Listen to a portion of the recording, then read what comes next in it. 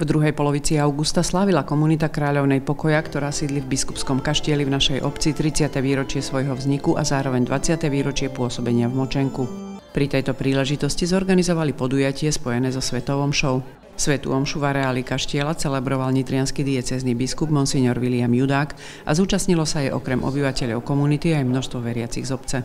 Vždy musíme hľadať spôsob, ako pomáhať tým, ktorí sú odkazaní na pomoc iných, a páter Branko našiel tento modul, tento spôsob, ktorý naozaj je taký originálny, a to, že sú v biskupskom paláci, ktorý slúžil ako letné sídlo, a ako som spomenul, pri svätej omši bol postavený vlastne v období veľkej núdze a biedy, a vtedajší biskup Mirk Paluďaj ho dal stavať preto, aby ľudia z tohto prostredia mali prácu, takže slúži dnes naozaj takéto šľachetnej myšlienke, a verím, že tí, ktorí sú tu, aj keď všade, kde sú ľudia, sú aj určite ťažkosti, ale že tu našli svoj domov a že sa tu cítia dobre a že pociťujú lásku tých, ktorí sa o nich starajú. Zakladateľ a moderátor komunity páter Branko Tupý spomenul základné míľniky vývoja komunity aj dôvody jej vzniku. Po 30 rokoch naozaj bolo čo bilancovať. 30 rokov je teda aj dosť, aj málo, podľa toho, ako sa na to pozeráme, ale isté, že je to už obdobie, ktorom sme si mnohým prešli a aj sami teda tak možno dozrievali v tej našej službe. A pred 20 rokmi, ak si pamätáte, tuto otec kardinál sedel na stoličke a hovoril o tom, ako teda tento kaštiel dal k dispozícii nám, komunite, a aby teda aj obyvatelia obce prijali tú službu, ktorá sa tu bude vykonávať. Pravda, dovtedy tu boli staré sestričky a teraz prichádzali mladí chlapci. Ľudia sa aj možno obávali niektorí, že teda čo to bude. Ale my sa snažíme naozaj v tej našej výchove aj formácii ich viesť k tomu, aby to neboli nejakí možno príživníci spoločnosti, ale aby naozaj sami prikladali ruku k dielu aj tej práci, aj v tej starostlivosti o seba, o okolie. Môžeme vidieť, že ten kaštiel naozaj už sa veľmi obnovil, a to nebolo len o firmách a o nejakých prácach mimo, teda zvonku, ale na mnoho sme sa podielali sami, a teda vďaka tomu sa aj podarilo už toho toľko spraviť, teda zrekonštruovať po tej materiálnej stránke, a po tej duchovnej sme tu zažili tiež pekné veci, relikvie svätej Teresky, keď prišli aj sem do Močenku, alebo rôzne aj iné duchovné akcie, ktoré sme tu teda organizovali. Takže za ten čas sa vyvíjame jednak ako komunita a potom aj v tej našej službe. Začínali sme s chlapcami po 18 rokoch, keď ukončovali ústavnú starostlivosť v Radošine.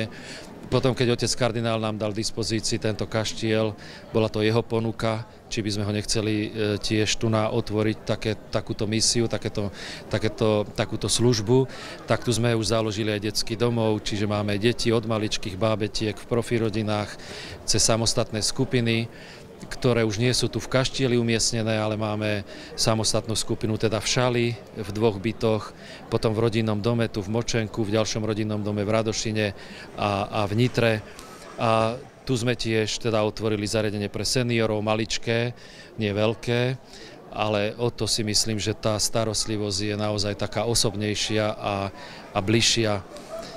Máme nedostatok so zamestnancami, najmä teda s opatrovateľkami, takže tá kapacita aj v tom zariadení pre seniorov by bola možná ešte prijímať nových klientov, ale teda nemôžeme kvôli tomuto.